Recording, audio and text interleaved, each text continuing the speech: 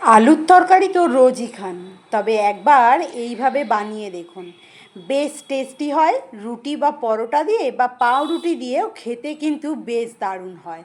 যারা কলকাতায় রেগুলার যাতায়াত করে তারা জানে যে রাস্তার ধারে ঠিক দোকানগুলোতে এই রকম ঝাল ঝাল আলুর দম আর পাউরুটি কিন্তু বেশ দারুণ বিক্রি হয়, আর খেতে বেশ দারুণ হয়। নিজের মতো করে আজকে একটু চেষ্টা করলাম।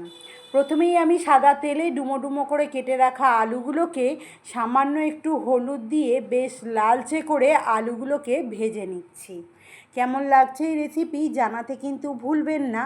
ভালো লাগলে একটা লাইক আর কমেন্ট করে আমার পাশে থাকার অনুরোধ রইল। এরপর আলুগুলো ভাজা হয়ে গেলে আমি তুলে নেব।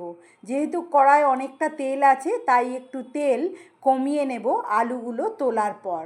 আর ওই তেলেই দেব ফোড়ন। নিয়েছি জিরে, শুকনো লঙ্কা, তেজপাতা, আর নিয়েছি এলাচ, লবঙ্গ, দারচিনি। ফোড়নটা দেওয়ার পর আমি কুচনো পেঁয়াজ দিয়ে দিচ্ছি। আর নিয়েছি আমি মটনের চর্বি। যদি মটনের চর্বি যদি পছন্দ না হয় তাহলে এখানে চিকেন কিমাও নিতে পারেন, সেটাও কিন্তু বেশ দারুণ লাগে খেতে। সমস্ত কিছুকে দিয়ে বেশ হালকা লালচে করে আমি ভাজা ভাজা করে নিলাম। এরপর দিচ্ছি আমি গোটা একটা টমেটো পাতলা পাতলা করে কেটে।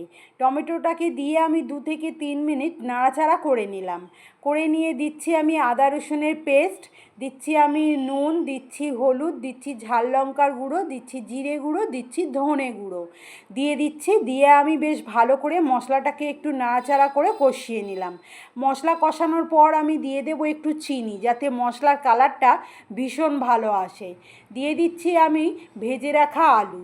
এই সমস্ত কিছু দিয়ে আমি আবারও একবার মশলাকে বেশ ভালো করে কষিয়ে নেব।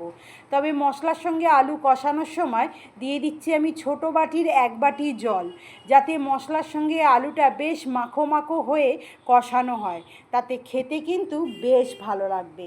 তাই আমি 1 বাটির মতো জল দিয়ে বেশ ভালো করে হাই ফ্লেমে নাড়াচাড়া করে মশলাটাকে কষিয়ে নিলাম। ততক্ষণ কষালাম যতক্ষণ না খুব ভালোভাবে তেল ছেড়ে যাচ্ছে।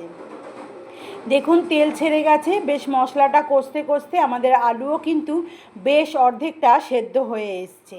বেশ সুন্দরভাবে মশলা কষানো হয়ে গেছে। এরপর আমি একটা বাটিতে গরম জল বসিয়েছিলাম, সেই গরম জলটা এর মধ্যে দিয়ে বেশ ভালো করে নাড়াচাড়া করে আলুটাকে বেশ ভালো মতো সেদ্ধ করার জন্য ছেড়ে দেব হাই ফ্লেমে। হাই ফ্লেম হোক বা লো ফ্লেম হোক, আলুটাকে বেশ ভালো করে সেদ্ধ করে নিতে হবে। যতটা গ্রেভি প্রয়োজন হবে ঠিক ততটাই জল এখানে দেবেন। এরপর আমি বেশ আলু সেদ্ধ হয়ে গেছে, ভালো করে নাড়াচাড়া করে নিচ্ছি। আর সব শেষে আমি একটু দেব কাসুরি মেথি। যদি কাসুরি মেথি ভালো না লাগে তাহলে এখানে ধনেপাতা বা কারি পাতাও দেওয়া যায়, সেটাও কিন্তু বেশ ভালো লাগে। আবারও দেখা হবে আমার সকল প্রিয় বন্ধুদের সঙ্গে নতুন একটা রেসিপির সঙ্গে। ততক্ষণের জন্য টাটা।